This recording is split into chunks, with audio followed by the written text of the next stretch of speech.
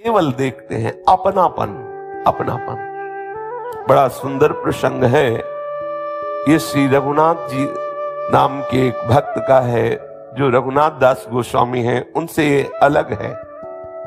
बड़ा करुणा में प्रसंग है और उनकी उत्तम भक्ति का चमत्कार है, प्रकाश है।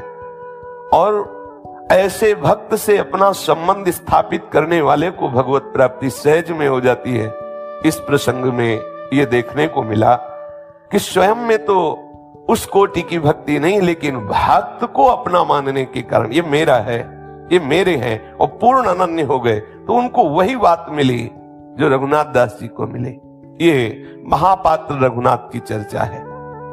कृष्णचंद्र इनके महान भगवत भक्त पिता हुए रघुनाथ जी के, उनका नाम था कृष्णचंद्र महापात्र। ये धनी मानी थे, खूब वैभव था, और ये सदैव संतों की सेवा करते रहते थे।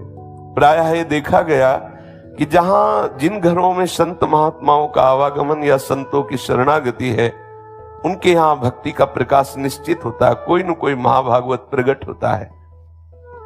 ये कृष्णचंद्र जी महाभाग्यवान हुए क्योंकि इनके ऐसा महान महिमा में रघुनाथ नाम का पुत्र जो भगवत अनुराग से युक्त हुआ।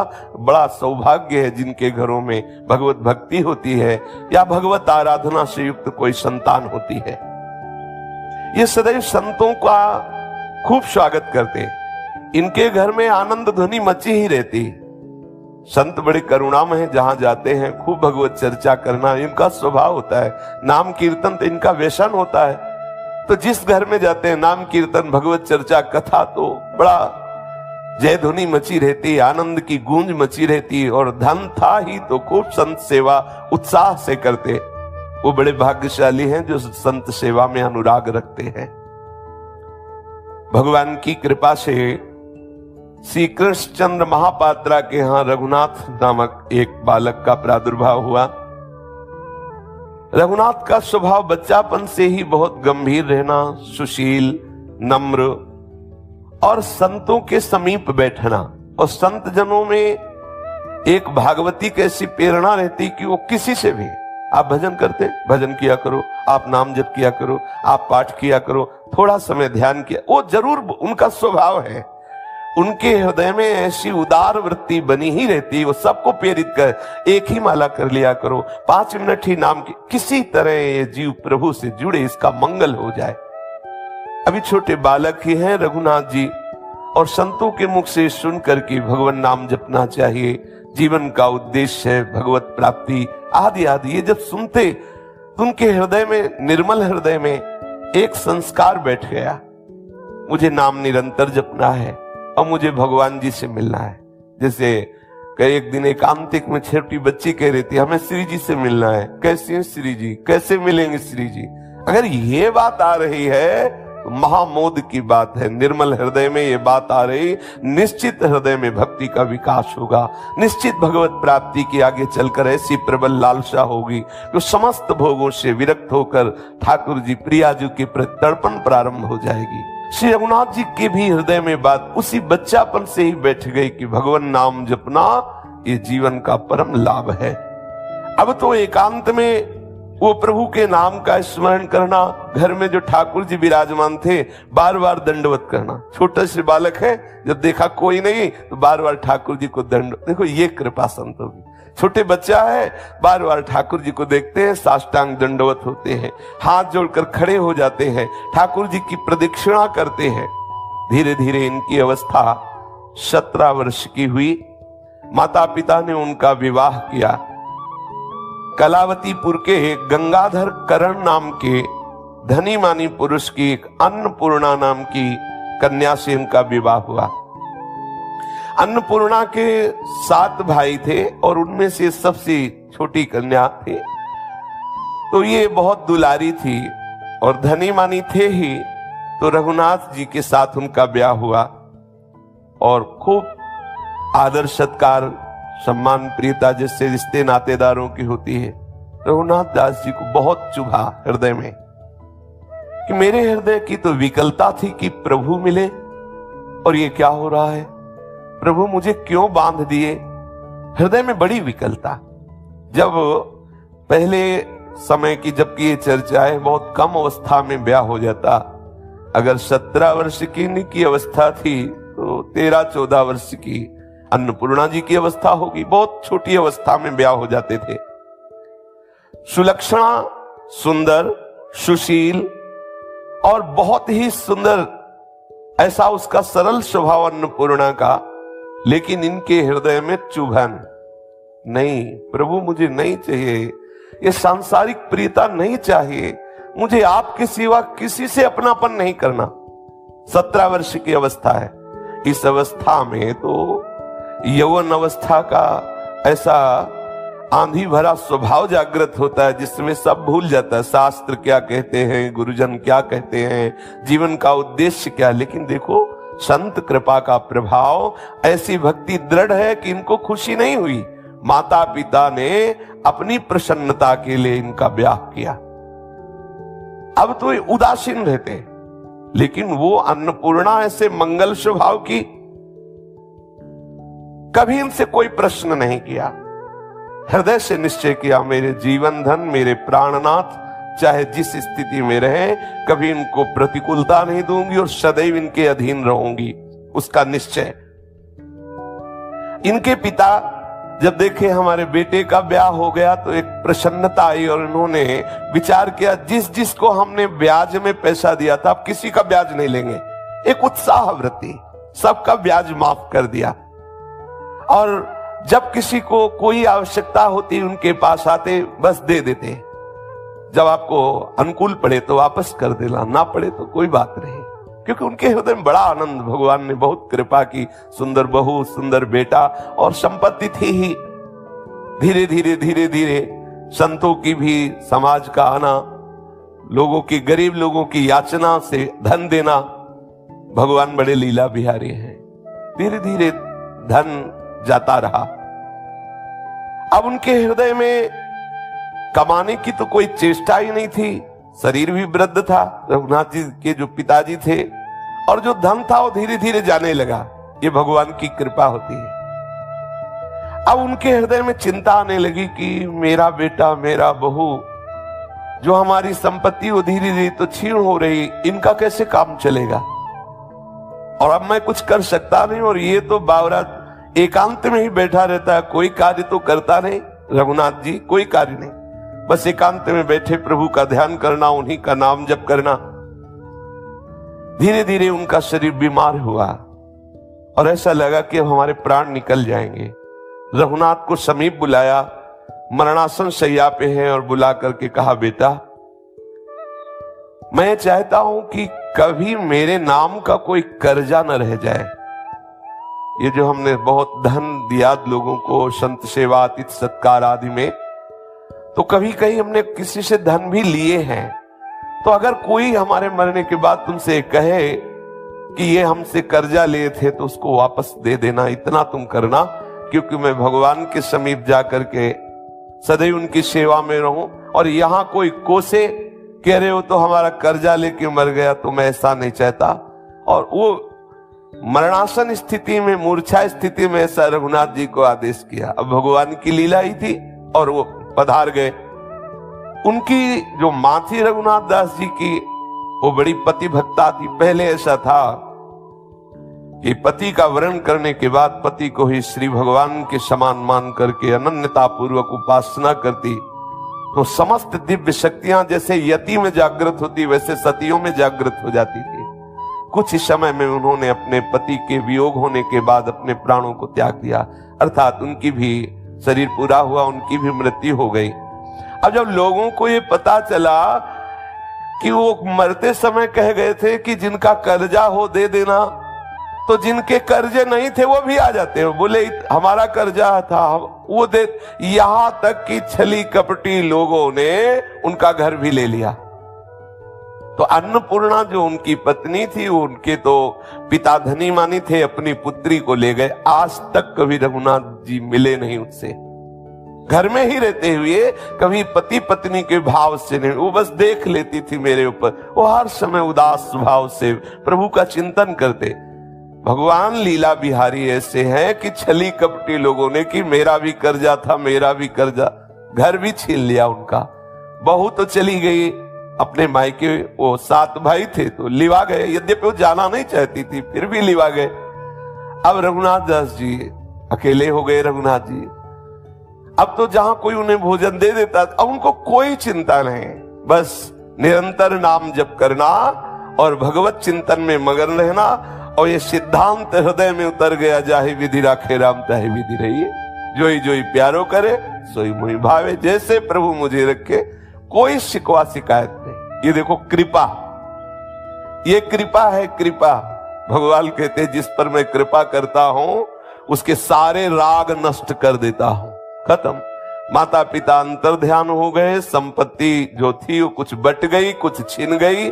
आप और पत्नी को ले गए परिवार के जन, उसके मायके वाले, आप अकेले। अब जब कोई भोजन दे देता पा लेते, नहीं तो खूब नाम जप करते, भगवान नाम चिंतन में डूबे रहते। अब जो भगवत मार्ग के पथिक होते हैं उनके हृदय को प्रभु कैसे आकर्षण। अब इनके मन में आया कि यहां गलियों में भटकने से क्या है, प्रभु के किसी धाम का हम आश्रय लें। विचार किया नजदीक कौन धाम पड़ता है, तो कलावती से नजदीक पड़ते थे जगन्नाथपुरी। विचार किया मैं जगन्नाथपुरी जाऊं, वही ठाकुर जी की जूठन पाऊं और अपना जीवन व्यतीत करूं। ऐसी भावना से वो भगवान नाम जप करते हुए भाव में भर करके पुरी के लिए चले, नीलाचलपुरी श्री जगन्नाथ धाम। और वहां जाकर के मंदिर में साष्टांग दंडवत किया और बस दरवाजे की में जो भिक्षुक जन खड़े रहते थे वहां जो उनको मिल जाता उसी से उदर पोषण करते।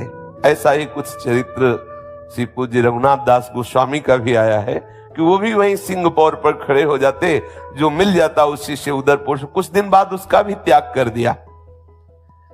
अब प्रभु से खड़े खड़े दरवाजे पे प्रार्थना करते, प्रभु मैं अनाथ हूं, ना मेरे माता है ना पिता है और ना मेरे कोई भाई है, ना कोई मेरा मित्र है जीवन में, और ना मैंने आज तक किसी को अपना माना है।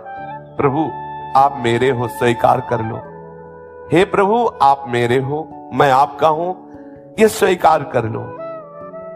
बहुत अंदर से विकल हुए सिंहपौर में, वहीं जब मंदिर बंद हुआ तो सो गए। तो ठाकुर जी ने स्वप्न में उनसे आकर के कहा कि मैंने स्वीकार किया तू मेरा है। अब तो बहुत आनंद, जब जागे तो बहुत, क्योंकि हमारी प्रार्थना स्वीकृत हो गई।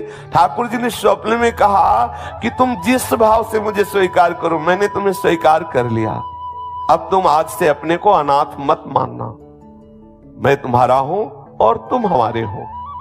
अब तो उनको बड़ा आनंद आने लगा, बड़े भाव से जगन्नाथ जी के दर्शन करते रहते और वहीं सिंहपौर में जो कुछ भिक्षुकों के साथ उनको मिल जाता उसी से उदर पोषण करते, फटा पुराना वस्त्र अपने शरीर में डाले। अब तो किसी की कोई चिंता नहीं, कोई अब अंदर से कोई आकांक्षा नहीं, कोई संबंधी नहीं, दृढ़ भावना ऐसी भाव में भर करके विश्वास पूर्वक कातर भाव से प्रभु को पुकारते रहते, प्रभु का नाम कीर्तन करते रहते। प्रभु के कृपा प्रसाद से उनके हृदय में एकमात्र भगवत भक्ति रह गई, केवल भक्ति का ही पूर्ण राज्य हृदय में। अब जब ये कुछ जगन्नाथपुरी से यात्री जन गए तो जो अन्नपूर्णा के पिता थे, माता थे और 7 भाई थे, वो धनी मानी थे और बहुत ही कठोर बुद्धि के थे। उन लोगों को जब ये कुछ लोगों ने बताया कि जगन्नाथपुरी में हमने देखा कि तुम्हारे जो जामाता है ना, दमाद, फटे पुराने कपड़े पहने हुआ भीख मांगते हैं, वहीं दरवाजे में देखा जगन्नाथ जी के। तो आपस में अन्नपूर्णा के माता पिता ने विचार किया कि हम अपनी पुत्री को क्यों जीवन भर ऐसे बैठा ले रहे हैं, वो तो भिखारी है, उसका सब कुछ नष्ट भी हो गया है और हम तो धनी मानी है, हम दूसरा विवाह अपनी पुत्री का करते हैं। बिना उस अन्नपूर्णा से सलाह लिए उन्होंने उनका ब्याह तय किया वहां के राजमंत्री के पुत्र से। और वो जानता था कि इसका ब्याह हो गया, पर बहुत सुंदर सुशील स्वभाव की थी और वो बहुत ही गंदे स्वभाव का था, जो राजमंत्री का बेटा था। वो राजी हो गया ब्याह करने के लिए। अब पिता की ये बात जब अन्नपूर्णा के कान में पहुंची धीरे धीरे कि हमारा दूसरा विवाह हो रहा है राजमंत्री के लड़के से, अब तो वो बहुत कांप गई। उसने कहा ऐसे कैसे हो सकता है? ठीक है हमारे पति हमसे कभी बोले नहीं, ठीक है हमारे पति के पास धन नहीं रह गया, ठीक है हमारे पति भिक्षावृत्ति से जगन्नाथ जी के दरवाजे पर बैठे रहते, लेकिन है ना, मेरे प्रीतम है ना, जब है तो मैं दूसरे को कैसे स्वप्न में भी स्वीकार कर सकती हूं? ये निष्ठा। अब तो हृदय व्याकुल होने लगा कि ये कैसे धूर्त हमारे माता पिता हैं। माता पिता तो व्यभिचार प्रवृत्ति से बचाते हैं बच्चों को, और ये हमें व्यभिचारी बनाना चाहते हैं। हमारे पति हैं, जब है तो दूसरा पति कैसे स्वीकार किया जा सकता है?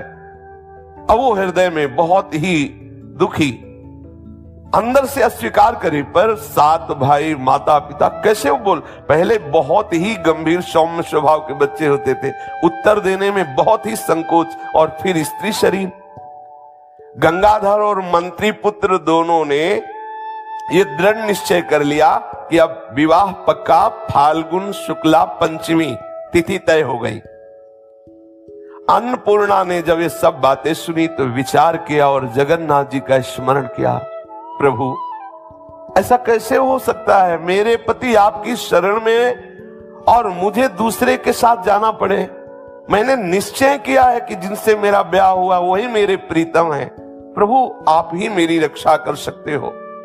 अब मन में उपाय सोचती, भगवान जगन्नाथ जी का स्मरण करती कि प्रभु आप तो असंभव को भी संभव कर सकते हैं। हे प्राणनाथ, क्या मेरे पति के जीवित रहने पर मैं दूसरा विवाह कर लूं? ये क्या उचित होगा? ये क्या धर्मयुक्त होगा? और प्रभु मेरे हृदय में किंचन मात्र ऐसी आकांक्षा नहीं, इसलिए मुझे बचा लो। मैं इन लोगों से वैर विरोध नहीं कर सकती। नाथ, जो भी विपत्ति में पड़ा आपने उबारा। मेरे अंदर तो भक्ति भी नहीं है, भजन भी नहीं है, पर तुम्हारी महिमा सुनी। प्रभु आप कृपा करो, किसी भी तरह मुझे बचा लो इस भारी विपत्ति से। मैं कभी भी व्यभिचार प्रवृत्ति से युक्त नहीं होना चाहती। पति के होते हुए हमें दूसरे की तरफ आंख उठा के देखो, ऐसा स्वप्न में नहीं हो सकता। देखो कैसी निष्ठा। हे विपत्ति से उद्धार करने वाले, संसार समुद्र से पार करने वाले, हे करुणामय कृष्ण, हे जगन्नाथ, मुझ पर कृपा करो। अंदर ही अंदर वो प्रभु से प्रार्थना करने लगी। रात दिन बैठे बैठे घुटती। अब उसे खाना पीना अच्छा नहीं लगता, बोलना चलना अच्छा नहीं लगता। रातों जग करके जगन्नाथ जी को पुकारती रहती, कोई ऐसा उपाय कर दो जिससे मेरा ब्याह रुक जाए। एक दासी थी जो अन्नपूर्णा को मां की तरह दुलार किया था। धाय मां उसे कहते हैं, प्रकट करने वाली मां और उसकी सेवा करने वाली धाय मां। बड़े घरों में सेविका रूप से आजीवन दासी भाव से जो रहती थी, वो धाय मां के समीप गई और उसकी गोद में बैठकर कहा कि मां मुझे बचा लो। मैं अपने धर्म से भ्रष्ट नहीं होना चाहती, और ये दुष्टता का रूप लिए हुए मेरे माता पिता मंत्री के पुत्र के साथ ब्याह निश्चय कर चुके हैं फाल्गुन शुक्ला पंचमी को। कोई उपाय बताओ, नहीं तो आपसे सच्ची कहती हूं मैं आत्महत्या कर लूंगी, लेकिन किसी दूसरे को छूने भी नहीं दूंगी। धाय मां ने कहा, बेटी तू चिंता मत कर, मैंने तुझे पाला पोसा है। कोई न कोई नीलाचल नाथ जगन्नाथ जी महाराज कोई न कोई उपाय जरूर करेंगे, आप तो निश्चिंत रहे। दासी एक दिन विचार करते हुए निकली और मोहल्ले में पता लगाया। बहुत बड़ा नगर था कलावती। मोहल्ले में पता लगा कोई जगन्नाथपुरी जा रहा है क्या, तो उसको पता लगा कि कुछ लोग जगन्नाथ जी के दर्शन करने जा रहे हैं। वो आई और अन्नपूर्णा से कहा कि बात बन गई, जगन्नाथ जी के दर्शन करने अपने ही मोहल्ले के कुछ भगत लोग जा रहे हैं। आप एक पत्र लिखो और वो पत्र रघुनाथ जी को ढूंढ कर दे देंगे, और वो आ जाएंगे तो ब्याह रुक जाएगा। वो रोक सकते हैं, वो तुम्हारे पति हैं, वो आ जाएंगे तो अपने आप समाज है, समाज सब साथ हो जाएगी और तुम्हारा ब्याह रुक जाएगा। उसने एक पत्र लिखा, हे प्राणनाथ, हे जगन्नाथ, मैं आपको प्रणाम करती हूं। मेरे प्रीतम आपकी ही शरण में हैं, मैं उनकी दासी हूं। आगामी फाल्गुन शुक्ला पंचमी के दिन राजमंत्री के पुत्र के साथ मेरा विवाह होना निश्चित किया गया है। यदि आपने कृपा न की और आकर के विवाह न रोका तो मैं निश्चित कहती हूं उसी शाम को आत्महत्या कर लूंगी, लेकिन अपने पातिव्रत धर्म से मैं विचलित नहीं होने वाली। समय तक आपकी बाट देखूंगी, यदि आप आए नहीं तो मैं अपने शरीर को नष्ट कर दूंगी, प्राण त्याग दूंगी। ये धर्मवान जो निष्ठावान जन है वो इंद्रिय जन सुखों के लिए अपने धर्म का त्याग नहीं करते। अन्नपूर्णा ने दासी के हाथ में, धाय मां के हाथ में पत्र दिया।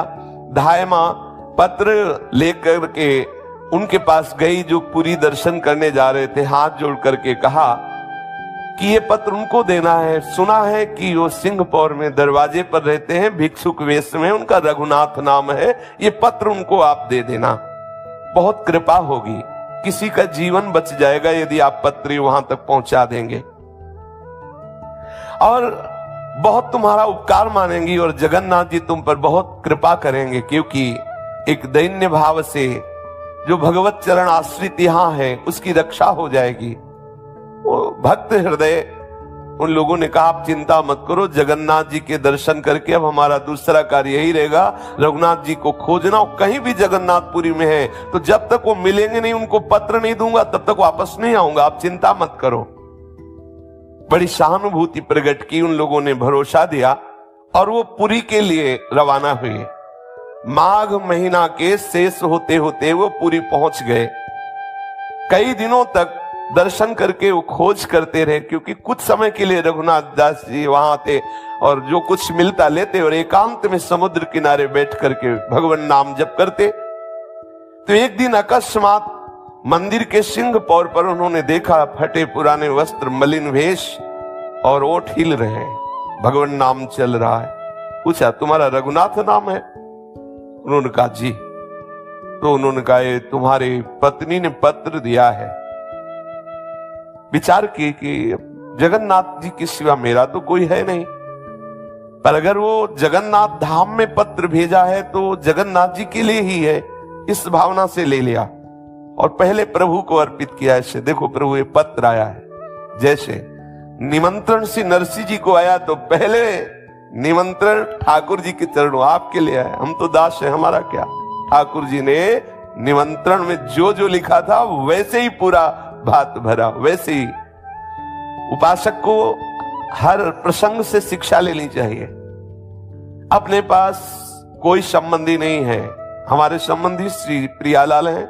कोई भी निमंत्रण, कोई भी व्यवहार, पहले ठाकुर जी के सिंहासन में कोई पत्र आया है, पहले ठाकुर जी, फिर सेवक रूप से आप उसको देख सकते हैं। पहले अपने आराध्य देव वो जाने, उनका निमंत्रण, उनके संबंध से हमारा जाना आना हो सकता है, मिलना हो सकता है, हमारा सीधा संबंध प्रभु से।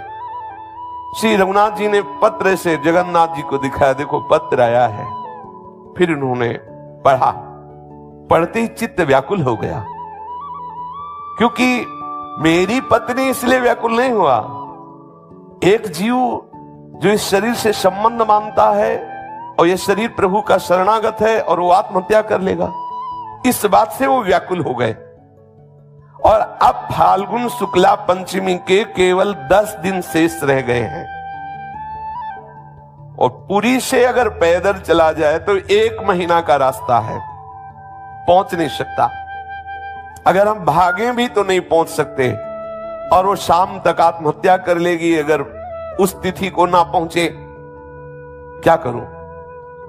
थोड़ी देर विचार करने लगे, फिर एकदम प्रसन्न हुए, जो जगन्नाथ जी चाहेंगे वही होगा। पत्र हमने उनको दिखा दिया। मनोरथ कल्पद्रुम तो जगन्नाथ जी हैं, कृपा सागर हैं, विपत्ति नाशक है, उनको जैसा उचित होगा वो करेंगे। एकदम निश्चिंत हो गए। थोड़ी देर के लिए चिंता बड़े बड़ों के हृदय में आ जाती है। ऐसा जब बार बार समझाने पर भी भगवती सती जी नहीं मान रही तो थोड़ी देर चिंतित हुए महादेव जी, ये क्या, मैं समझा रहा हूं फिर भी बार बार संशय कर रहे कि अगर परब्रह्म है तो सीता की खोज कहती, और अगर राजकुमार हैं तो भगवान शिव सच्चिदानंद कह के कैसे प्रणाम कर रहे हैं। बार बार समझाने पर भी ये संशय, वही है सोई जो राम रचि राखा, को करी तर्क बढ़ा वही शाखा, अस कही जपन लगे हरि नामा। बस थोड़ी देर के लिए बड़े बड़े भक्तों के भी हृदय में एकदम चिंता आती, फिर वो निश्चिंत हो जाते हैं, प्रभु के आश्रित है ना। निश्चिंत हो गए रघुनाथ जी, जगन्नाथ जी जाने, और भगवत स्मरण करने लगे। सर्वांतर्यामी सर्व समर्थ कर तुम अकर तुम अन्यथा कर तुम, प्रभु से कोई बात छिपी नहीं और कोई बात ऐसी नहीं जो पूर्ण न कर सके। सिंह द्वार पर चिथड़े में लिपटे हुए भगवान नाम स्मरण करते हुए वो सो गए रात्रि में। शरणागत वत्सल भगवान जगन्नाथ जी ने लीला रची। कलावती पुरी जो गंगाधर करण जी जहां रहते थे उसी दरवाजे पर आंख खुली श्री रघुनाथ जी की। जब जगे सुबह तो अब सिंहपौर में सोए थे और सीधे वहीं, उनके लिए कुछ दुर्लभ है। रामानुजाचार्य जी को, गरुड़ जी को आदेश किया इनको छोड़े आओ कांचीपुरी में, पूरे पार्षदों सहित छोड़े आए। और प्रभु के लिए कर तुम अन्यथा कर तुम। रघुनाथ जी की आंख खुली तो देखा यहां तो सिंहपौर नहीं, ये तो जगन्नाथ जी का मंदिर नहीं। प्रभु सर्वाश्चर्य में है। आंख खुलते ही देखा कि ये किस ग्राम में आ गए, कौन से, अब ब्याह जब हुआ था तब गए थे, कभी दोबारा ससुराल गए नहीं, दूल्हा बन के गए थे तो ऐसा कुछ खास याद नहीं था। तो लोगों से पूछा कि ये जगन्नाथपुरी तो है नहीं, और स्वप्न में हूं नहीं, जागृत हूं, ऐसे छू के देखा कि जाग रहा हूं, ये है कौन सा नगर और ये किसका महल है। आप बताने की चेष्टा करें तो लोग कहते तुम पागल, पहले लोगों से पूछते मैं जाग रहा हूं ना, तो लोग वो समझते, कहते भाई तुम जाग रहे हो। हाँ, बोले जगन्नाथपुरी है कि नहीं, बोले ये जगन्नाथपुरी ये कौन सा शहर है, क्योंकि एकदम रातों रात सब हुआ। बोले कलावती नगर है और जहां तुम बैठे हो सामने महल महान धन संपन्न जो गंगाधर है उनका है। गंगाधर तो मेरे ससुर का नाम था। अच्छा, तो ये जगन्नाथ जी की लीला हुई। पत्र का उत्तर सीधे हमें, ऐसा देखो कैसी लीला रची, सीधे रात्रि में ही जगन्नाथ जी ससुराल पहुंचा दिए उनको। अब जब घर वाले निकले तो देखा फटे पुराने कपड़े में रघुनाथ भाग के गया। लड़का जो 7 भाई थे बोले सब गड़बड़ हो गया क्या, बोले वो आ गया। अन्नपूर्णा का जो पति था वो तो सामने दरवाजे में बैठा हुआ है। भागे माता पिता और बाहर जाके बोले अरे बेटा बाहर क्यों बैठे हो। ये लोग सब बड़े कपटी स्वभाव के थे और तत्काल हाथ पकड़कर घर के अंदर आए कि कोई जान न पावे कि इनका दामाद है, क्योंकि ब्याह तय हो गया है, फिर लोग हंसी उड़ाएंगे।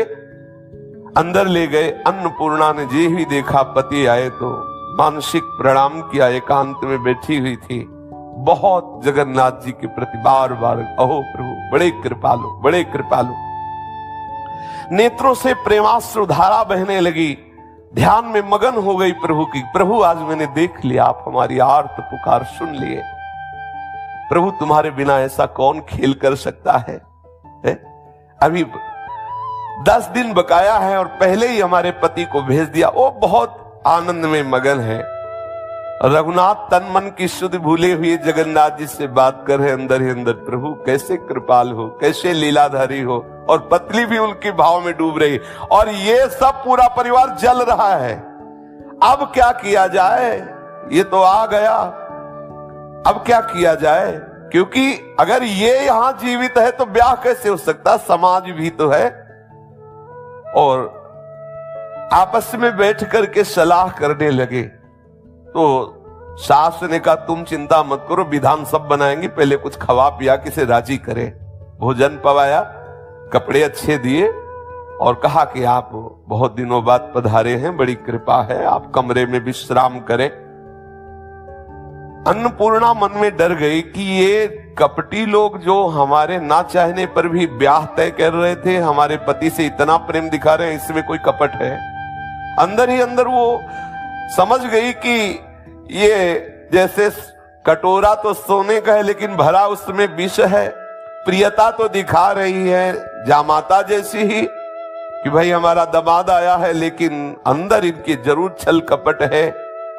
हृदय में वो विचार करें कि प्रभु हमें डर लग रहा है कि कोई न कोई ये विषम लीला न कर दे। अब जब वो सैया पर लेटे हुए हैं कमरे में, रघुनाथ जी, धीरे धीरे पतिव्रता अन्नपूर्णा जी गई और उनके चरणों को स्पर्श किया, धीरे धीरे चरण दबाने लगी और उनके मन में बहुत बातें आ रही कि मैं अपने पति से बोलूं, लेकिन एक भी शब्द ना बोल पाए। रघुनाथ जी देखा कि पत्नी चरण दबा रही, शांत गंभीर। उनके भी मन में आया कि मैं इसको ढांढस बनाऊं, लेकिन ना वो कुछ बोल पाए ना वो कुछ बोल पाए। अन्नपूर्णा के माता आई और बोली चलो चलो, देखो थके हुए आए, उनको सोने दो, तुम हटो। और बेचारी बहुत लज्जा संकोच से उसको हाथ पकड़ करके अन्नपूर्णा का ले गई एकांत कमरे में, तू यहां बैठ, दामाद को सोने दे। और वो समझ गई कोई न कोई इनकी ऐसी मंत्रणा होगी जिससे हमारे पति की हानि हो। एक कोठरी के कोने में गंगाधर, उसकी पत्नी और 7 पुत्र मिलकर विचार किया क्या किया जाए, इसको रात में मार दिया जाए। तो उन्होंने कहा अगर ऐसे मारोगे तो अन्नपूर्णा हल्ला मचा देगी, कोई ऐसा उपाय करो जिससे अन्नपूर्णा भी न जान पाए ये मर जाए, और सुबह हम लोग ये कह देंगे कि काले सर्प ने काट खाया, ये मर गए, और फिर कोई बात नहीं होगी, फिर तो ब्याह हो ही जाएगा, वो तो तय ही है फाल्गुन शुक्ला पंचमी को। अब वो सलाह षड्यंत्रकारी माता पिता और भाइयों ने किया और बहुत ही तीक्ष्ण विष मंगाया गया, और संध्या काल के जो भोजन की तैयारी थी, सुंदर सुंदर पुआ, खीर, पूड़ी और मिठाई, सब में विष मिला दिया। देखो कैसी पाप मूर्ति ये परिवार के जन है, सब में विष मिला दिया कि इस भिखारी को मार दो और उस राजमंत्री के पुत्र के साथ जो ब्याह तय है, हमारी पुत्री का ब्याह हो जाएगा। वो समझ गई कि कुछ ना कुछ तो गड़बड़ है। वो रसोई में गई, बोली मां मुझे भी सेवा का अवसर दीजिए, मेरे पति देव आए। अरे नहीं, तू तो नहीं, मेरे दामाद हैं, आज तो मुझे, कल भले तू पवा देना, आज शाम की रसोई में तेरा प्रवेश नहीं, तू तो बैठ जाके दूर। ना तो पति से मिलने दे रही है ना रसोई में आने दिया। उसको पक्का विश्वास हो गया तो उसने धाय मां से कहा कि तुम कृपा करो, हमें किसी तरह संकेत मिलना चाहिए कि इन लोगों का क्या षड्यंत्र हो रहा है, कोई न कोई तो है, मेरा हृदय कह रहा है कुछ न कुछ तो गड़बड़ कर रहे हैं, कुछ न कुछ मेरे पति का अहित करना चाहते हैं। अब धाय मां तो दासी थी, उसके लिए तो कोई रोक था नहीं। वो धीरे से वहां की सब रसोई के रहस्य को जान करके आई और कहा बेटी ये तो बहुत बड़ी निंदनीय बात है कि तुम्हारे माता पिता और भाई मिलकर बहुत तीक्ष्ण जहर इस स्वादिष्ट भोजन में मिलाया गया है और ये सब तुम्हारे पति को मारना चाहते हैं। अब तो घबरा गई, हिम्मत की कि जो कुछ भी हो पति के प्राणों की रक्षा करनी चाहिए। गई, दौड़ पड़ी उसकी मां, रसोई में प्रवेश होते ही रोक दिया। अरे तुम क्यों आ रही हो? तो उनका मां मेरी भी इच्छा है, कुछ ना कुछ तो मेरी भी सेवा लगे ना, मेरे पति आए हैं, मेरी इच्छा है ना ना।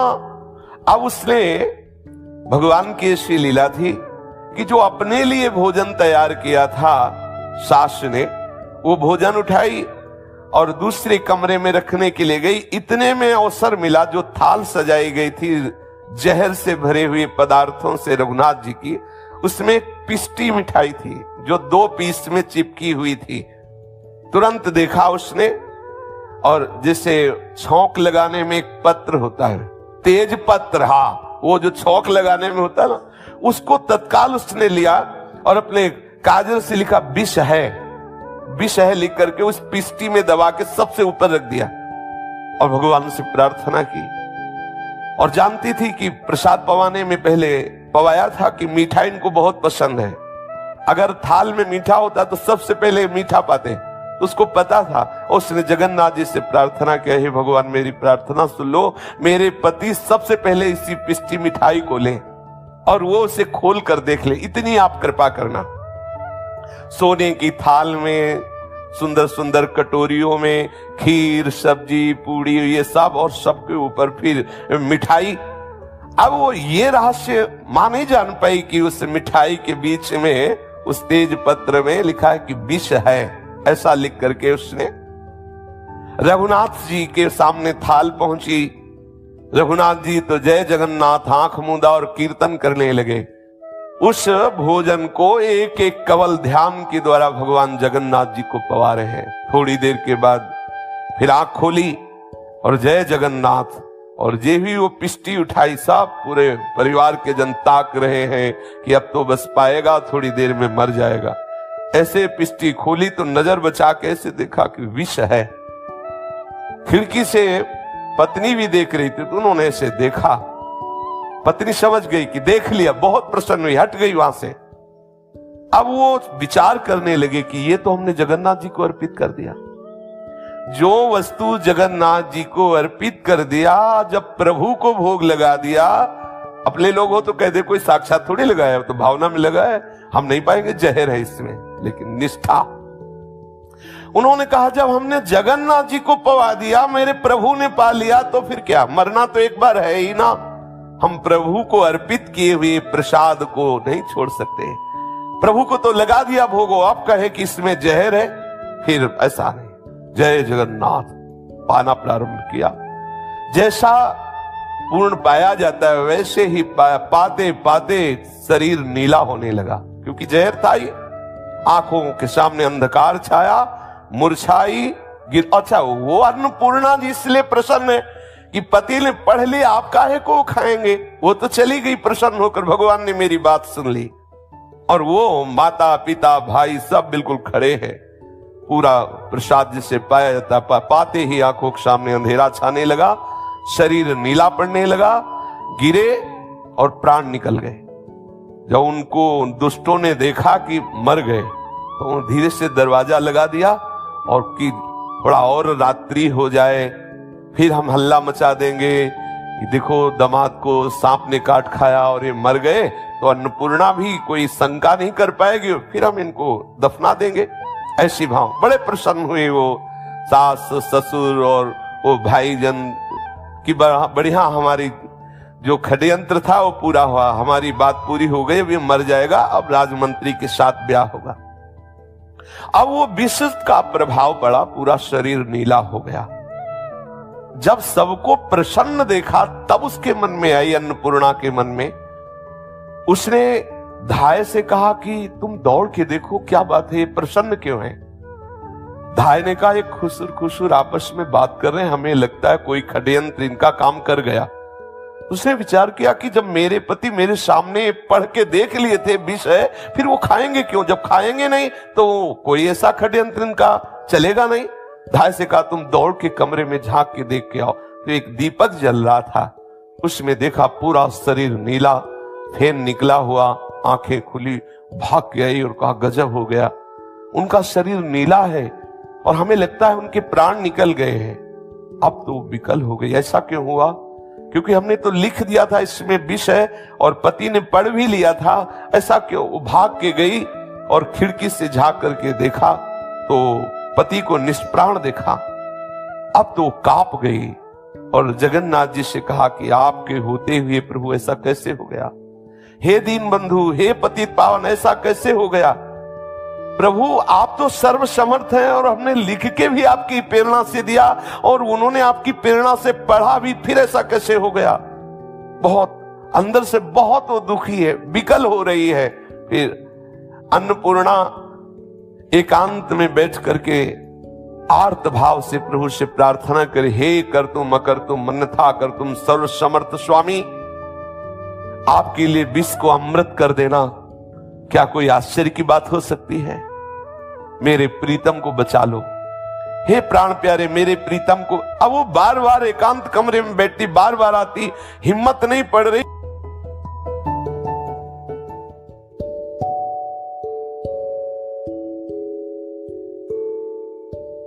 हृदय में अंधकार छा रहा, क्या करूं, चारों ओर अपने आप को निर्बल देख करके वो आर्त भाव से प्रभु को पुकारा, हे जगन्नाथ कृपा करो, हे करुणामय कृपा करो। तो वर्णन आया है कि भेरी का शब्द 4 कोस तक जाता है और वज्र का भीषण जो गर्जना होती है वो 48 कोस जाती है, लेकिन भक्त की पुकार समस्त लोगों को भेद कर भगवान के हृदय तक पहुंचती है। आर्त भाव से जब इस देवी ने पुकार की तो अखिल विश्व के स्वामी श्री ठाकुर जी महाराज रुक नहीं सके। तत्काल देखा कि कमरा प्रकाशित हो गया। उसने खिड़की से झांक के देखा, कमरा प्रकाशित हो गया और नील श्याम मेघ जैसी अंग कांति है, नौ किशोर अवस्था है और रघुनाथ दास जी के सर को अपनी गोद में रख के जैसे मां दुलार करती ऐसे प्रभु हाथ फेरे। प्रभु का स्पर्श होते ही रघुनाथ जी दास जी के शरीर में जैसे बिजली दौड़ पड़ी हो। कर तुम है। सखाओं ने भी तो काली दह का जल पी करके, विषैला जल था, सबके प्राण निकल गए थे, सखाओं के और गौओं के, लेकिन ठाकुर जी की दृष्टि पड़ते ही सब पुनः स्वस्थ हो गए। भगवत शक्ति में क्या नहीं हो सकता, भगवत कृपा से क्या नहीं हो सकता। अब वो बहुत आनंदित हुई। घनश्याम के श्याम अंग की कांति से संपूर्ण वो कमरा प्रकाशित हो रहा है। अब वो लोग तो प्रसन्न है, अलग कमरे में सब बैठे हुए कि बहुत बढ़िया बात बन गई, वो तो मरी गया है, अब उसको दफना देंगे और ब्याह हो जाएगा। लेकिन श्री ठाकुर जी की लीला, प्राणपति के मस्तक पर जगतपति का हाथ दे करके बहुत आनंदित हुई। ठाकुर जी ऐसे ऐसे हाथ फिरा रहे हैं।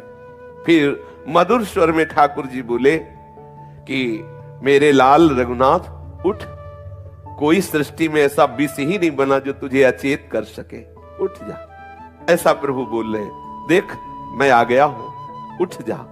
ऐसा ठाकुर जी जे भी बोले तो वो जैसे कोई बहुत गहरी नींद से सो के उठा हो, उठे। अब जे ही उठे ठाकुर जी अंतर ध्यान। रघुनाथ जी को लगा कि बहुत थके हुए थे, आज बहुत गहरी नींद आ गई। अब वो पतिव्रता बहुत प्रसन्न हुई, बस हट गई वहां से कि कोई जान न पावे, एकांत में गई। अब वो बहुत आनंदित है कि मेरी बात श्री ठाकुर जगन्नाथ जी ने सुन ली और उसको ठाकुर जी का दर्शन हुआ, देखा ठाकुर जी आए। अब आप देखो उसका क्या भजन है, एक भगवत भक्त पति के प्रति पूर्ण आसक्त है। तो देखो अभी साक्षात जगन्नाथ जी का दर्शन रघुनाथ जी को नहीं हुआ, उनकी पत्नी को हो गया। देखा कि ठाकुर जी आए हैं, गोद में सर रखा रघुनाथ जी का दुलार, और रघुनाथ जी जे भी जगह ठाकुर जी अंतर्धान हो गए। रघुनाथ जी उठ करके बैठे और जैसे आंख मलते हुए कोई नींद से जगा हुआ और बोले आज तो बहुत सुख मिला नींद में। फिर विचार किया कि नहीं नहीं, मैंने तो जहर भरा भोजन पाया था और मुझे व्यथा भी हुई थी, मैं मूर्छा को भी प्राप्त हो गया था, बड़ी वेदना बड़ी जलन अंगों में हुई थी, तो ये मेरा मतलब कि मेरे प्राण निकल गए थे, मुझे शायद प्रभु ने जीवित किया है, मैं सो नहीं रहा था, मैं तो मर चुका था। बस समझ गया जगन्नाथ जी, समझ गया तुम्हारी करुणा, आपने ही मुझे बचाया है। बहुत आनंदित हुए और बड़े प्यार से बार बार प्रभु का ध्यान कर रहे। अब तो और आनंद, क्योंकि प्रभु ने स्पर्श किया है ना। भक्त रघुनाथ जी व्यथाहारी हरि के प्रति पूर्ण आसक्त होकर के कभी जोर जोर से हंस देते हैं कमरे में, कभी चीख कर रो देते हैं और कभी प्रेम प्रलाप बातें कर रहे हैं। अब तो उधर आवाज पहुंची। अब वो सो षड्यंत्रकारी 7 भाई और उसकी मां और उसके पिता ने सोचा कि कमरे से हंसी की आवाज कैसी आ रही, वो तो मर गया था। भागे, जब भाग के आके देखा तो बावरे से कभी जगन्नाथ जी के ध्यान में हंस रहे, कभी रो रहे, कभी प्रेम। उनको लगा अरे, बोले नकली जहर था क्या? बोले नहीं नहीं, जहर तो असली था, फिर ये बच कैसे गया? अब तो हृदय में उनके भय समा गया। अब गंगाधर, उसकी स्त्री, 7 लड़के भयानक चिंता में जलने लगे कि अरे ये तो मरा ही नहीं। क्या क्या उपाय नहीं किया हिरण्यकश्यप ने प्रहलाद जी के लिए, त्रिभुवन पति होने पर भी एक बाल भी नहीं बांका कर सका। इन दुष्टों ने देखो विचार करके जहर दे दिया। जब देखा कि जहर का तो कोई प्रभाव नहीं, अब वो तो कांप गए, बाहर से झांके, अब तो उनका हृदय जलने लगा। अब क्या करें? पापियों के लिए हर क्षण काल की भयानक वृत्ति प्रदान करने वाली होती है, अर्थात प्रतिपल वो भयभीत रहते, जो भक्त द्रोह करते हैं उनका हृदय जलता रहता है और कभी उनको कहीं भी सदगति नहीं मिलती भक्त द्रोह के। एक वैश्या है, भक्त भावना की तो श्री ठाकुर रंगनाथ जी ने सर झुका दिया, और एक भक्त की पत्नी बोली भक्त द्रोह किया तो मारे मारे डोलना पड़ा। भक्त द्रोह एक ही अपराध ऐसा सृष्टि में है जिसमें भगवान क्षमा नहीं करते, नहीं तो चाहे अवगुण करे समुद्र सम, समुद्र के समान भी पाप बन जाए तो ठाकुर बड़े कृपाल, जन अवगुण प्रभु मानन काऊ, दीन बंधु अति मृदुल स्वभाव। लेकिन उनके दासों से कोई द्रोह कर ले ये नहीं, सो राम रोष पावक सो जरई, फिर प्रभु उस पर कृपा दृष्टि नहीं करते, फिर प्रभु उसको दुलार नहीं करते। शरणागत भयहारी का एक प्रण है कि उनकी शरण में कोई कैसा भी पापी आ जाए, कोटि विप्र बदला गए जाहु, आए शरण तजो नहीं ताहो। साक्षात दुर्वासा जी मांग रहे हैं, हे शरणागत भयहारी मुझे बचा लो सुदर्शन चक्र से, ये आपका सुदर्शन चक्र मुझे जलाए दे रहा है। बोले नहीं, मेरी सामर्थ्य नहीं, आम भक्त पराधीनो, बचना है अम्बरीश जी के चरण पकड़ो, मेरे चरणों से कुछ होने वाला नहीं। भगवान अपने शरणागत प्रण को भी बुला देते हैं, जाओ। भक्त द्रोह करने वाले के लिए कोई जगह नहीं है, भगवान भी ठुकरा देते हैं। अब वो पापियों के लिए एक एक क्षण महान कष्टदायक, हृदय जल रहा, क्या करें। अब वो विचार करने लगे कि क्या करें, कैसे, क्योंकि मैंने तो जहर भी दिया और ये मरा नहीं, बच गया, और ब्याह की तारीख पक्की है, मंत्री के पुत्र के साथ ब्याह होना है। सब कांप रहे हैं, विचार कर रहे क्या करना चाहिए। और इधर जय जगन्नाथ, जय हरि, जय जगन्नाथ, जय हरि, ये तो नाम कीर्तन करते, कभी नाचते, कभी हंसते, कभी गाते हैं। रघुनाथ जी तो आनंद में मगन है और ये सब जल रहे। इनका हृदय एक तो अपराध बन गया, दूसरी बात ऐसी कलुषता की भावना करने वाले को कहीं शांति मिल सकती है क्या। भक्त तो झूम रहा है और ये सब जल रहे। अब उनके हृदय में आया कि ये कोई मामूली आदमी नहीं है जो जहर खा करके भी जिंदा है। तो सबने इशारे से विचार किया, इसी के पैर पकड़ो, फिर कोई बाद में चाल चली जाएगी, पहले तो पैर पकड़ो। सब गए, चरणों में सब प्रणाम किया और कहा कि मेरे से गलती हो गई, मुझे क्षमा करो। श्री रघुनाथ जी ने प्रसन्न मुद्रा में कहा, इसमें आपका कोई दोष नहीं, जगन्नाथ जी कृपालु हैं, मेरा कोई कर्म भोग था जिसको पवित्र करने के लिए आप लोगों के द्वारा भगवान ने ऐसी चेष्टा कराई। ये देखो, हो सकता है मैंने पूर्व जन्म में किसी को जहर दिया हो, तो आपके द्वारा प्रेरित होकर जगन्नाथ जी मेरे पाप कर्म को निवृत्त कराना चाहते, इसलिए मुझे आप लोगों से जहर दिलाया, इसमें आपका कोई दोष नहीं। ये भक्त का हृदय, वो मेरा कर्म भोग था, आप निश्चिंत रहिए, मेरे हृदय में आपके प्रति कोई भी दोष बुद्धि नहीं है, ये सब जगन्नाथ जी की लीला है। अब आप आनंदित रहिए, मैं आपके प्रति तनिक भी द्रोह भाव नहीं कर रहा हूं, ऐसा। और आप लोग मुझे दरिद्र नीच के प्रति अगर ऐसा भाव रखते हो कि इसके पास तो कुछ है नहीं, लड़की दुख पाएगी, दूसरे के साथ ब्याह कर दे, तो यदि अन्नपूर्णा राजी हो तो आप ब्याह कर दो, अगर ना राजी हो तो फिर ऐसा अपराध मत करो, मैं तुमसे प्रार्थना करता हूं। अब मैं जबरदस्ती नहीं कह रहा, यदि वो राजी है तो आप कर दो, अगर नहीं राजी है तो आप ही छोड़ दो, मैं जगन्नाथ जी ले जाऊंगा उनको, जगन्नाथ जी के पास ही रहेंगे, वहीं भिक्षा मांग करके पाएंगे, आप ऐसा ना करो। इसके बाद रघुनाथ दास जी जपने लगे भगवान नाम, उन लोगों से बोलना बंद कर दिया। वो सातों पुत्र सहित गंगाधर पीछे लौटे और विचार करने लगे कि क्या करें, अब क्या करें। रघुनाथ दास जी ने जो हमसे कहा तो क्या करें, अन्नपूर्णा तो राजी है नहीं कि दूसरे के साथ ब्याह करे।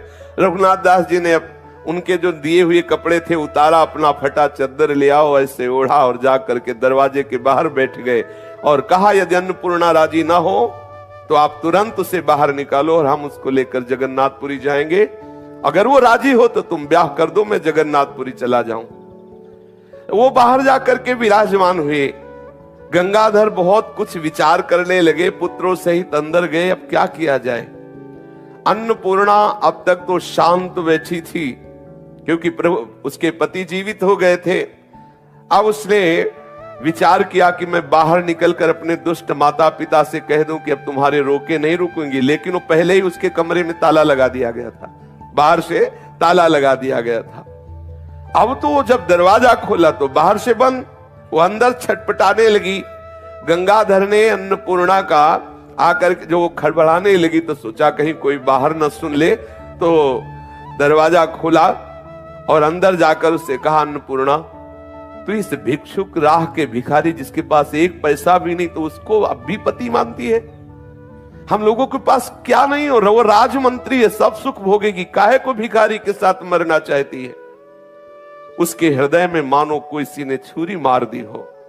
उसने कहा कि तुम लोग कितने अभागे हो जो अपनी पुत्री के धर्म का नाश करना चाहते हो। तुम पिता हो, तुम्हें संकोच नहीं आ रहा ऐसा बोलते हुए कि मेरा पति है और तुम दूसरे पुरुष के पास जाने के लिए कह रहे हो? अभी तक मैं क्षमा करती रही, ध्यान देना अगर मैं अपने स्वरूप में आ गई तो नष्ट कर दूंगी तुम्हें, क्योंकि सती में सामर्थ्य होती। द्रौपदी जी ने यही कहा था कि कोई सभा बता दे, यदि मैं निर्दोष हूं, मेरे पति निर्दोष हैं, तो मैं अपनी दृष्टि से सभा को भस्म कर सकती हूं। मैं केवल इसीलिए शांत हूं कि कहीं मेरे पति मेरे को हार तो नहीं गए, कहीं ऐसा ना हो कि मेरे पातिव्रत धर्म से अधर्म हो जाए। नहीं तो मेरे में इतनी सामर्थ्य, किसी से सहयोग मांगने की जरूरत नहीं, मैं पूरी सभा को भस्म कर सकता। कांप गई पूरी सभा का। धृतराष्ट्र तत्काल हाथ जोड़ के बोला, बेटी वरदान मांग, पातिव्रत धर्म में बहुत बड़ी सामर्थ्य है। आज वो क्रोधित होकर के बोली कि अरे तू पिता है, पति होते हुए मुझे व्यभिचार के लिए आदेश कर रहा है, दूसरे पुरुष के लिए। अगर मैं अपने स्वरूप में आ गई तो तुम सबको भस्म कर दूंगी, नष्ट कर दूंगी। तुम अभी जानते नहीं कि सती में क्या सामर्थ्य होती। निश्चित निश्चित एक पातिव्रत धर्म रखने वाली स्त्री किसी यति से कम नहीं है, उसमें उतनी ही सामर्थ्य होती है जितना एक यति में उतना एक सती में सामर्थ्य होता है। कांप गए, पूरे परिवार के जन कांप गए। अब वो हाथ कांपते हुए जोड़ रहे हैं और कह रहे मुझे क्षमा करो। अब तो एक ही उपाय दिखाई दे रहा है, किसी तरह इसको घर से निकालो, अपने पति के पास जाए। नहीं ऐसा, इतना उसका विकराल रूप देखा, दैवी शक्ति से संपन्न उन लोगों को लगा कि मैं भस्म हो जाऊंगा, हम सब नष्ट हो जाएंगे। उसने हाथ जोड़ करके कहा, बेटी तू अपने पति के साथ जा। रघुनाथ का प्रभाव तो देख ही चुके थे, जहर का भी प्रभाव, अन्नपूर्णा का ये रूप देखकर साक्षात दैवी शक्ति से संपन्न। अब तो वो सब हाथ जोड़ के कहने लगे, तुम जाओ अपने पति के साथ। गंगाधर ने कुछ प्रसन्नता प्रकट करने के लिए अन्नपूर्णा को कहा कि ये धन ले लो। उन्होंने कहा मुझे नहीं चाहिए, तुम्हारा एक कौड़ी धन नहीं चाहिए। और अपने पति के चरणों में प्रणाम किया और कहा, चलो प्रभु, मुझे कोई सुख सुविधा, मुझे किसी भी तरह के संसारिक घर की जरूरत नहीं, जहां आप हो आपके चरण ही हमारे लिए सब घर है। अन्नपूर्णा पति के चरणों में प्रणाम करके उसके साथ चल दिया। शीघ्र चलिए, ऐसे पापियों के बीच में एक मिनट भी यहाँ नहीं रुकना। ये दासी हर तरह से तैयार है, हर कष्ट सहेगी, पर आपके चरणों के समीप रहेगी। अब गंगाधर अपने लड़कों के साथ वापस आ गए। वो जय जगन्नाथ बोल करके अपनी पत्नी के साथ जगन्नाथपुरी की तरफ चलने लगे। अब इन पापियों को अब भी चैन नहीं पड़ा। विचार किया कि क्या किया जाए, अब क्या किया जाए, तो हमारी बात सब रद्द हो गई। अन्नपूर्णा की मैया ने कहा, एक बात है, मंत्री के लड़के को सूचना दे दो कि मैंने तो दिया लड़की तुम्हें अपनी, तुम छीनना चाहो तो छीन लो, मार डालो उसको, भिखारी को, और लड़की को ले जाओ।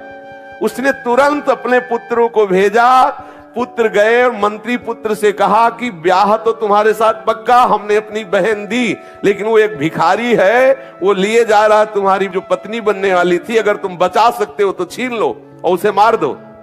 भगवान, ये बैर विरोध करने वाले भी किस मिट्टी से बने हैं, इनके हृदय में फिर भी शांति, लेकिन बेटी राजी, जाने दो। लेकिन फिर अब तो वो दुष्ट था ही, गलत प्रवृत्ति वाला था, राजमंत्री पुत्र था। उसने तत्काल सैकड़ों घुड़सवारों को आदेश किया, अस्त्र शस्त्र से सुसज्जित हो जाओ, और एक घोड़े पर वो स्वयं सवार हुआ और चला।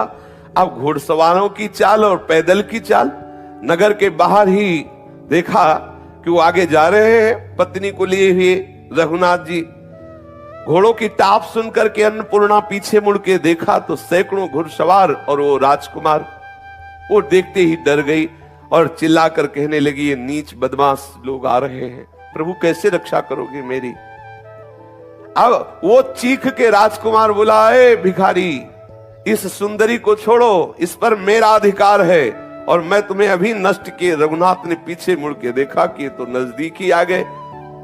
वो भक्तों का तो एक ही आश्रय है प्रभु, उसने अपनी पत्नी से कहा रघुनाथ जी ने कि अन्नपूर्णा तुम निर्भय रहो, हम जानते हैं जगदीश को, बहुत कृपालु हैं, बहुत सामर्थ। अरे बोले अब ये आ गए, देखो ये आ गए और ये आपको मारेंगे और हमें ले जाएंगे, अब कैसे बच पाएंगे? बोले फिर भी आप निर्भय रहो, हम जानते हैं प्रभु हमारे बहुत लीला विहारी है, बहुत सामर्थ्यशाली है, तुम्हें बिल्कुल नहीं डरना चाहिए। उसने कहा कि मैं आपको छोड़कर इन दुष्ट के साथ नहीं जाना चाहती, ऐसे दुष्टों का एक क्षण भी हम संग नहीं करेंगे, प्रभु मुझे बचा लो। रघुनाथ जी जोर से हंसते हुए बोले तुम डरती क्यों हो? हमारे स्वामी की सामर्थ्य को तुम जानती नहीं हो? अरे विपत्ति क्या है? भक्तों के लिए विपत्ति क्या है? भक्तों के लिए विपत्ति नहीं है, विपत्ति सच्ची वही है जो भक्त नहीं है। कहे हनुमंत विपत्ति प्रभु सोई, जाओ तो सुमिरन भज, हमारे लिए विपत्ति नहीं, तुम चिंता मत करो। अब वो तो घबरा करके से रघुनाथ जी का हाथ कस के पकड़े हुए है और उधर सामने से दो घुड़सवार अत्यंत तेजस्वी अस्त्र शस्त्रों से सुसज्जित रफ्तार से बिजली की तरह चलने वाले घोड़ों में बैठे हुए हैं दो। वो नजदीक आए, इधर रघुनाथ की तरफ एक घुड़सवार, इधर एक घुड़सवार। कहा तुम चिंता मत करो, मैं तुम्हें देखकर ही समझ गया कि तुम विपत्ति में फंसे हुए हो। हम दो के लिए पूरे त्रिभुवन के आ जाए घुड़सवार तो भी काफी है, हम दो इनके ऊपर भारी रहेंगे, तुम चिंता मत करना। अब पीछे से वो जो मंत्री का पुत्र सैकड़ों हजारों घुड़सवारों के साथ था, उसने देखा कि लाखों घुड़सवार उसके साथ है, दो ही है और ये साक्षात नर नारायण भगवान है और दिव्य अस्त्रों से सुसज्जित है, सर्वशक्ति संपन्न। उसको दिखाई दिया कि लाखों घुड़सवारों ने आकर के सुरक्षा कवच बना लिया है रघुनाथ और रघुनाथ की पत्नी का। तो वो एक कदम भी आगे नहीं बढ़ा, भयभीत होकर ही भाग गया। पुरी तक साथ गए, पुरी के तक साथ गए भगवान नर नारायण घोड़े पर सवार। अब तो एक अद्भुत आनंद दोनों के हृदय में, इधर इधर दोनों तरफ सुरक्षा के स्वरूप में लिए हुए प्रभु चल रहे हैं, अस्त्र शस्त्र, और बीच में रघुनाथ और उनकी पत्नी। जब जगन्नाथपुरी आई तब उन्होंने कहा तुम जाओ, क्योंकि हमें दूसरे कार्य करने हैं और चिंता मत करना, जब कभी कोई आवश्यकता हो तो बुला लेना, आप जहां याद करोगे मैं आ जाऊंगा। तब तक वो समझ ही नहीं पाए थे कि थे कौन। जब चले गए तो समझ में आया कि ये तो भगवान नर नारायण थे, ये तो साक्षात भगवान करुणा करके आए। दोनों गए और जगन्नाथपुरी में सिंहपौर पर रहने लगे, अर्थात वही रात्रि में रहते, जो भिक्षा मिलती पाते। किसी धनी मानी ने जब परिचय जाना कि सब कुछ छोड़ करके ऐसे आए हुए, तो जगन्नाथ जी के मंदिर के दक्षिण की तरफ एक भवन खरीद दिया। दोनों पति पत्नी वहां रहने लगे और भगवान नाम कीर्तन करते हुए जीवन व्यतीत किया। शरीर पूरा हुआ और भगवत धाम को प्राप्त हुए। जरूरी नहीं कि कोई क्रिया प्रधान हो तभी आप भक्त कहे जाएंगे। केवल प्रभु से अपनापन, केवल संबंध, और प्रभु के संबंध से भी श्रेष्ठ है प्रभु के जनों का संबंध। अगर प्रभु के जनों का संबंध हो जाए तो सीधे प्रभु उसके अधीन हो जाते हैं। इसीलिए भावे माई जगत भगत भजनी, सर्वांतःकरण से प्रभु को अपना मान लो। चाहे आप किसी भी कुल के हो, चाहे आप पढ़े लिखे हो या ना पढ़े लिखे हो, निर्धन हो, धनवान हो, क्रियावान हो, निष्क्रिय, कैसे भी आप हो, यदि प्रभु को अपना मानोगे तो सच्चिदानंद प्रभु का निश्चित दुलार प्राप्त होगा। प्रभु बहुत कृपा सिंधु हैं, वो मिलने के लिए तैयार है। आप मिलने के लिए राजी हो जाइए। शेष चर्चा आगे। श्री राधा वल्लभ लाल की जय।